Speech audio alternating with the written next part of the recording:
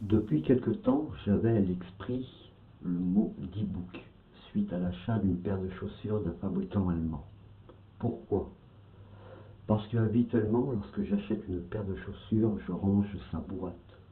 Mais là, je me suis trouvé dans l'impossibilité d'accomplir cette tâche. Cela ne m'a pas semblé normal et après des recherches sur Internet, le lien entre une boîte et un e-book m'est venu à l'esprit. Il fallait donc que je puisse vérifier si je n'avais pas ramené chez moi, autre qu'une paire de chaussures, un e-book. Un e-book est, dans le folklore juif et d'après l'encyclopédie du paranormal, un esprit malfaisant tourmentant les vivants, voire prenant possession de leur corps. Sa possible origine d'Europe de l'Est peut correspondre avec l'Allemagne, d'où proviennent ses chaussures et sa boîte.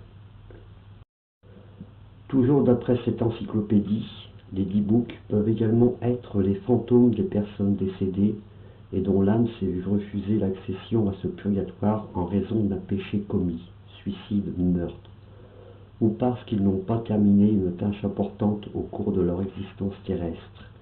Ils sont donc condamnés à errer dans le monde des vivants. Ce qu'il faut noter de plus probable au sujet de la présence d'un e-book est parce qu'ils n'ont pas terminé une tâche importante au cours de leur existence terrestre. Ces tâches importantes sont en réalité les 613 mitzvot de la Torah. Par possession par un e-book, il peut être amené à vous faire faire 7 ou 7 tâches manquantes. Cela n'est pas trop drôle, surtout si nous ne sommes pas de cette religion.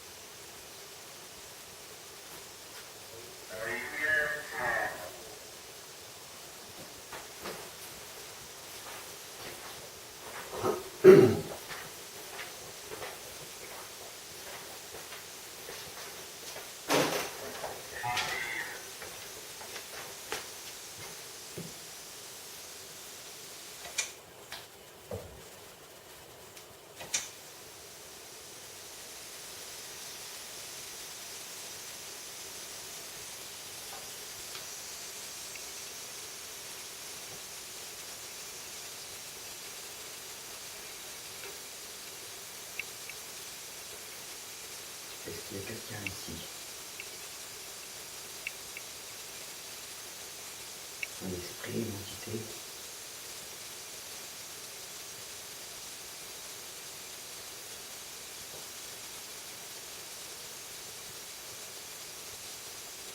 Comment vous vous appelez?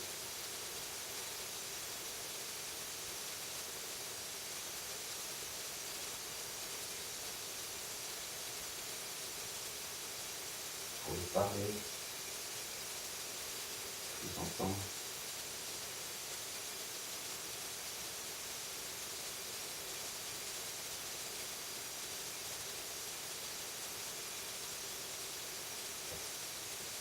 Vous touchez le cadeau?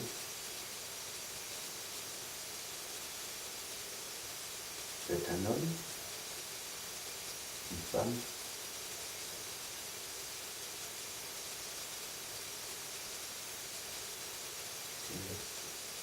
C'est un homme? Une femme?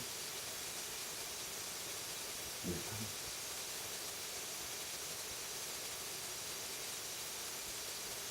Vous vous appelez comment?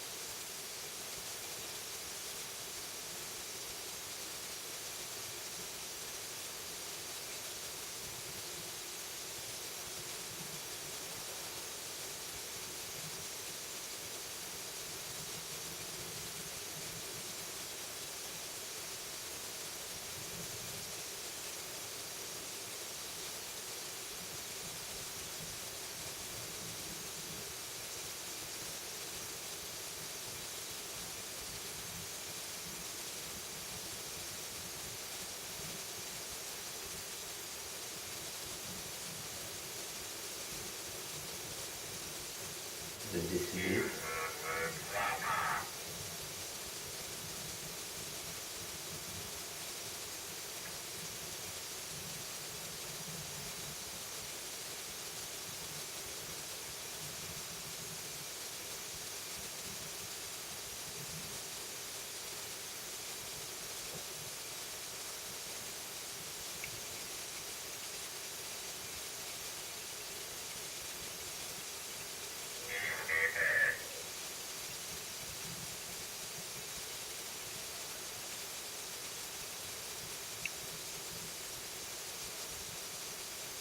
Vous touchez le cadeau?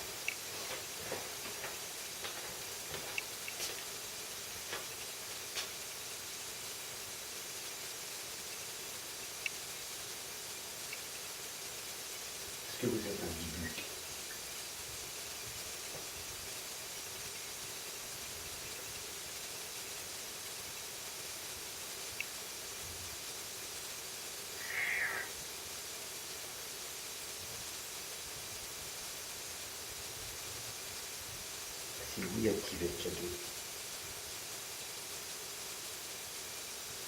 Sinon, l'activez pas.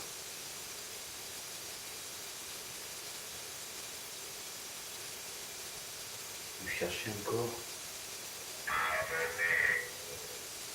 Si oui, activez le cadeau.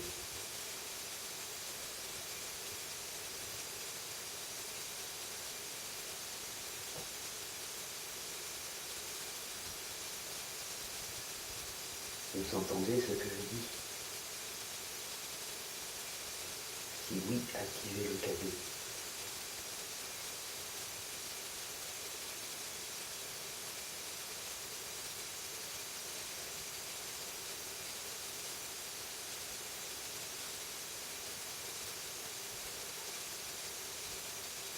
Vous voulez rester ici?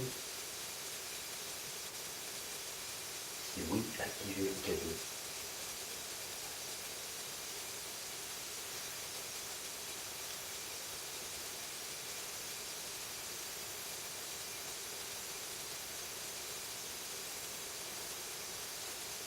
Merci. J'ai un peu tilté avec l'activation du K2 pour la réponse à « Êtes-vous un homme, une femme ?» lorsque j'hésitais et que je me suis repris. L'activation par rapport à la question donne une ambiguïté sur le sexe de l'entité. Pour comprendre cela, il faut se reporter aux origines. La Bible, l'Ancien Testament, le Pentateuque, la Genèse, chapitre 1, verset 27. Dieu créa l'homme à son image, à l'image de Dieu il le créa, homme et femme il les créa.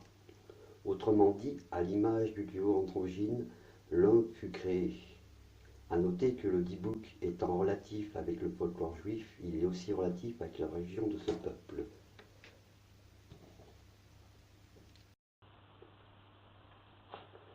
Mais quelle est la faute de ce dibouk?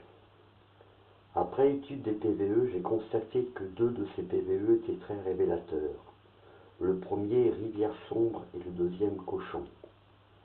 Le plus évident est Cochon. Il s'agit de mon signe astrologique chinois, Cochon de terre. Voilà donc une entité bien renseignée sur ma personne. Pour Rivière sombre, il a fallu que je cherche sur Internet. Et la réponse la plus plausible est la rivière sombre d'Antares. Il s'agit d'un nuage sombre reliant la nébuleuse de la Pipe à l'étoile Antares située dans la constellation du Scorpion. Nous avons donc 2 PVE relatifs avec l'astrologie. Après avoir lu les Mitzvot, il s'avère que le Mitzvah 62 mentionne ne pas se commettre dans l'astrologie. Pour nous occidentaux, ce genre de choses semble normal, voire même obligatoire pour une bonne existence. Comme vous pouvez le constater, il n'en est pas de même dans le judaïsme.